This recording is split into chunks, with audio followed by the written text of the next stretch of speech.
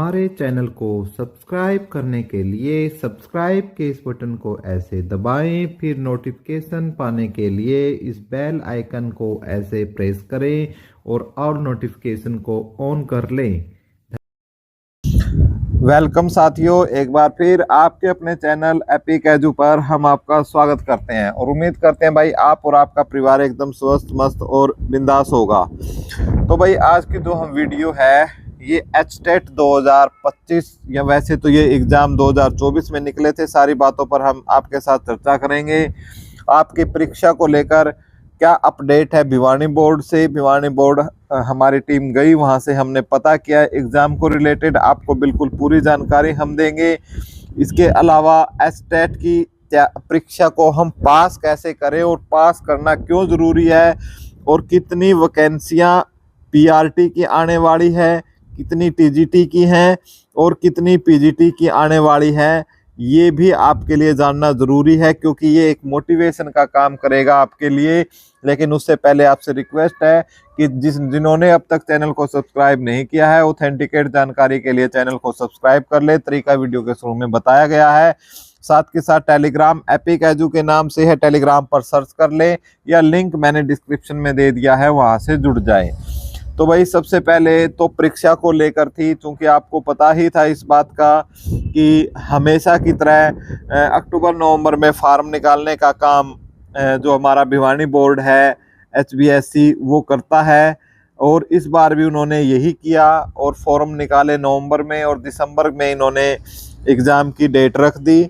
लेकिन आयोग के पास, भिवानी बोर्ड के पास चेयरमैन न होने की वजह से वो परीक्षा तिथि जो उसका टेंडर है वो नहीं छूट सका और वो परीक्षा तिथि आगे जाकर जनवरी में कर दी गई, 1 महीना लेट। ठीक है, जनवरी शायद 7-8 या कुछ इस प्रकार की जनवरी का जो एग्ज़ाम शनिवार इतवार का रख दिया गया था।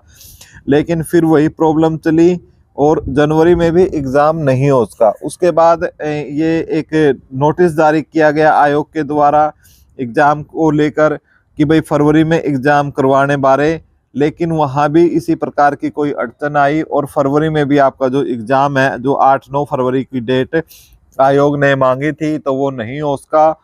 फिर अब उसके रीज़न कई रहे कि भाई फरवरी में एग्ज़ाम नहीं हो सका। जैसे मैं आपको दिखा देता हूँ, जैसे एक महत्वपूर्ण रीज़न ये है आपका, ये आप नोटिस देख सकते हो कि नकल रोकने के लिए एक जो वो बनाया गया था जिसमें लिखा गया है कि 7/2/2025 को प्रातः 10:30 बजे हरियाणा राज्य के बोर्ड संबंधित प्राप्त सभी राजकीय अराजकीय प्राचार्यों यानी नकल रोकने के लिए एक जो मीटिंग है वो फरवरी को बनाई गई, 7 फरवरी को।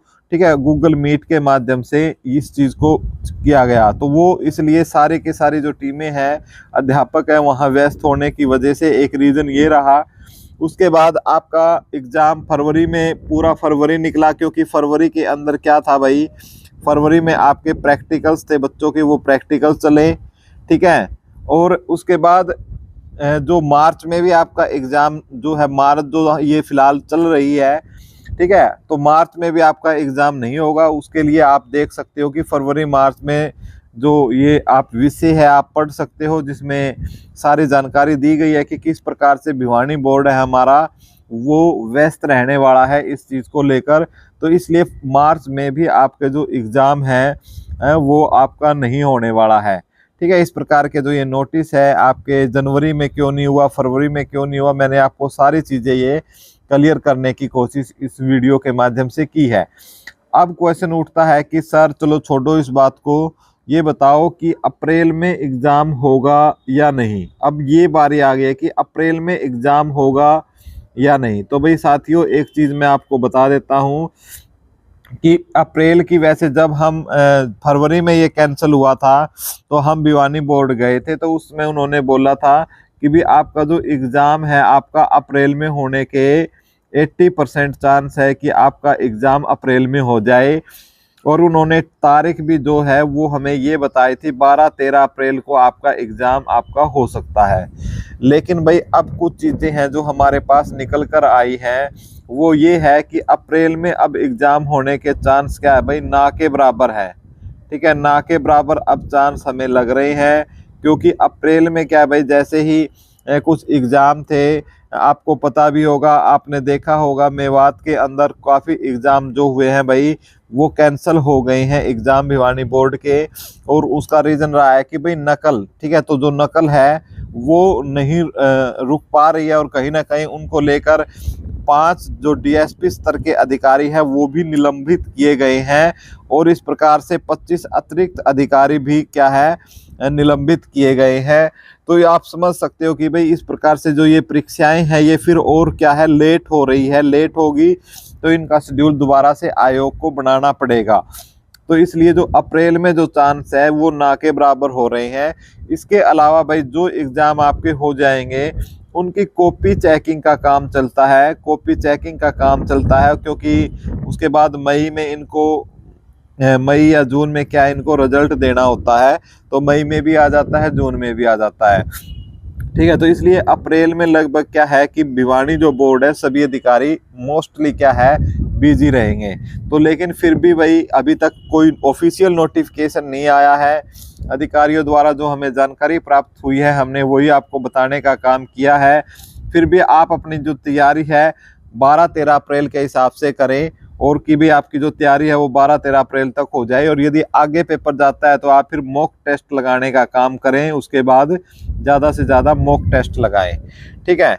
तो ये हमारी तरफ से ये जो जानकारी है वो है। अब एचटेट को पास करने की रणनीति क्या है कि भाई एचटेट को पास कैसे करें। तो एचटेट को भाई पास करना इतना आसान नहीं है, लेकिन उससे पहले मैं एक चीज़ आपको बता देता हूँ कि आपकी जो पीआरटी वाले हैं भाई खास तौर से जिन्होंने जेबीटी कर रखी है 5000 प्लस जो भर्तियां हैं, यानी 5000 प्लस भी हो सकती है माइनस भी हो सकती है, अभी हो सकता है 500-400 ज़्यादा आ जाए या 500-400 कम आ जाए।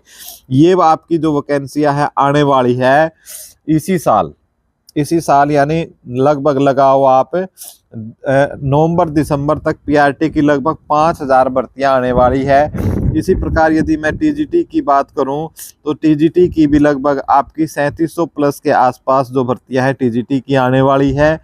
और यदि मैं पीजीटी की बात करूं तो अभी सुनने में ज़्यादा नहीं आ रहा है, लेकिन जो अपडेट मिल रही है लगभग 1200 से 1500 के बीच में टीजीटी की भी वैकेंसियाँ आ सकती हैं। अब किस सब्जेक्ट की कितनी आएगी ये तो भाई आयोग ही जानता है या सरकार ही जानती है, लेकिन इस प्रकार का जो एक डाटा हमारे पास जो इंटरनल सोर्सेज से हम मिले हैं तो इतनी वैकेंसी आ सकती है। और यदि आपका एचटेट पास नहीं है तो आप इनमें अप्लाई नहीं कर सकते, एचटेट पास नहीं है तो अप्लाई नहीं कर सकते। इसलिए आपके लिए मोटिवेशन का काम है। यदि आपको इस साल, और मैं आपको सैलरी भी लगभग जो आपको पता ही होगा भाई, जो पीजीटी की जो बेसिक पे है लगभग 35,400 के आसपास है और लगभग आपको जो पहली सैलरी इन हैंड मिलेगी आपको 60 से लेकर 62,000 तक के बीच में आपको इन हैंड सैलरी आपको मिलने वाली है। और 2-3 हज़ार का फर्क इनमें होता है भाई, जैसे इसमें 60 मिल गए, इसमें 55 मिल गए, इसमें 52-53 मिल गए, लगभग इतनी सैलरी आपकी रहने वाली है। तो आप देख सकते हो भाई ये आपके सैलरी मैंने आपके मोटिवेशन के लिए बात बताई है कि इस प्रकार से रहने वाली है। अब इसको यदि आपको पास करना है इसको तो पास करने के लिए भाई आपको सीडीपी पढ़नी होगी बहुत अच्छे, और जो बच्चा डीपली पढ़ेगा और कुछ पीछे क्वेश्चन आए हुए हैं उनके अनुसार ही आपको है पढ़नी है। जैसे शिक्षा मनोविज्ञान है जिसमें आपकी लर्निंग के सिद्धांत है, जैसे ब्रूनर का सिद्धांत है, कर्ट लेविन का क्षेत्र सिद्धांत है, ब्राउनहेपर का आपका पर्यावरणीय सिद्धांत है जिसमें से और आपका जीन पाइजेट का कोग्निटिव डेवलपमेंट जिसमें 4 स्टेज की थ्योरी होती है, वो सभी आपको अच्छे तरीके से इन चीज़ों को पढ़ना होगा और उनके जो स्टेप्स हैं वो भी आपको अच्छे तरीके से पढ़ने होंगे, क्योंकि हर एक चीज़ इसमें डीपली पूछी जाती है एचटेट के अंदर, चाहे कोई सा लेवल हो। और इसके कुल मिला के आपके 30 क्वेश्चन यहाँ से आते हैं। इसी प्रकार हिंदी और इंग्लिश, ठीक है, हिंदी और इंग्लिश भी आपकी 30 नंबर की आती है मिलकर। लेकिन साथियों मैं बता दूं कि इस बार आप हिंदी और इंग्लिश की पेडागोजी जरूर पढ़ लेना, पेडागोजी जरूर पढ़ लेना भाई हिंदी और इंग्लिश की। तो ये 30 नंबर की आपकी ये आती है। और उसके बाद भाई Haryana GK plus math plus reasoning, ये 10-10 नंबर के तीनों ये आते हैं। तो ये आपका 90 नंबर का मामला है भाई। और पास होने के लिए भी आपको 150 में से 90 नंबर ही चाहिए होते हैं। अब 60 नंबर का इसमें आपका सब्जेक्ट आएगा। ठीक है, तो सब्जेक्ट की तो भाई सबकी अपने हिसाब से तैयारी होती ही है। ठीक है, सब्जेक्ट इस प्रकार कुल 150 नंबर का आएगा और इसमें से आपको 90 नंबर लेने जरूरी है। तो आपको जो ये कॉमन पार्ट है, ये कॉमन पार्ट सबका आएगा। तो बहुत सारे बच्चे क्या होते हैं, अपने सब्जेक्ट की तो अच्छी तैयारी कर लेते हैं लेकिन इस कॉमन पार्ट की अच्छी तैयारी नहीं करते हैं। तो इसकी अच्छे से तैयारी करनी है आपको कॉमन पार्ट की, और यहाँ से कम आपको 70 स्कोर, आपको 70 के आसपास आपको यहाँ से स्कोर करना है। जैसे ही आप यहाँ 70 स्कोर कर लोगे तो सब्जेक्ट में तो क्या आपको 30-35 नंबर आसानी से ले ही लोगे, तो आपका आसानी से क्लियर हो जाएगा। इस प्रकार 100+ नंबर आप इसमें आसानी से ले सकते हो। मैंने इसी थ्योरी से इसको स्टेट को पास करने का काम किया है और 110 नंबर तक भी मैंने इसमें प्राप्त किए हैं, तो आप भी इसी प्रकार प्राप्त कर सकते हो। तो भाई ये पूरी जानकारी थी स्टेट को लेकर। फिर भी कोई आपको रहता है कि जानकारी रहती है तो आप कमेंट बॉक्स में कमेंट करें। वीडियो देखने के लिए आपका बहुत बहुत धन्यवाद।